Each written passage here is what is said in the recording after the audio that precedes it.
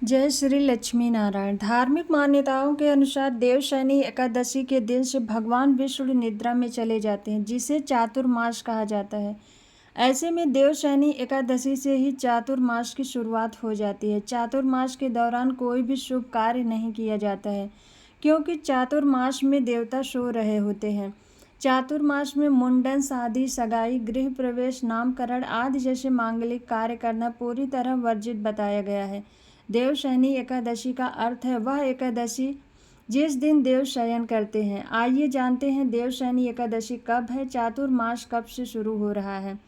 हिंदू वैदिक पंचांग के अनुसार आषाढ़ माह के शुक्ल पक्ष की एकादशी तिथि इस साल 16 जुलाई मंगलवार की रात 8:33 पर शुरू होगी और यह एकादशी तिथि 17 जुलाई बुधवार को रात 9:02 पर समाप्त होगी। ऐसे में उदय तिथि के अनुसार इस साल देवशयनी एकादशी 17 जुलाई को है और इसी दिन एकादशी का व्रत रखा जाएगा। देवशयनी एकादशी व्रत के दिन पूजा का शुभ मुहूर्त 17 जुलाई सुबह 5:34 से शुरू होगा। उसके बाद आप कभी भी पूजा कर सकते हैं। जो लोग 17 जुलाई को देवशयनी एकादशी का व्रत रखेंगे वो 18 जुलाई गुरुवार को सुबह 5:35 से सुबह के 8:20 के बीच कभी भी व्रत का पारण कर सकते हैं।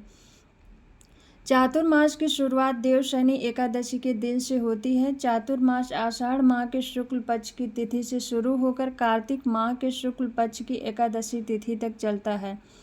कार्तिक माह के शुक्ल पक्ष की एकादशी को चातुर्मास समाप्त हो जाता है। जिस दिन चातुर्मास समाप्त होता है उस दिन देव उठनी एकादशी होती है। चातुर्मास में आषाढ़, सावन, भाद्रपद, आश्विन और कार्तिक मास आते हैं। ऐसे में चातुर्मास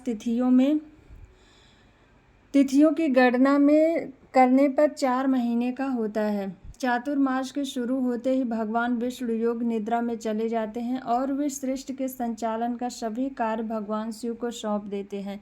ऐसी मान्यता है कि इस दिन से 4 माह के लिए देव शयन करने चले जाते हैं। धार्मिक मान्यता के मुताबिक किसी भी मांगलिक कार्य को करने के लिए भगवान विष्णु का जागना जरूरी माना जाता है।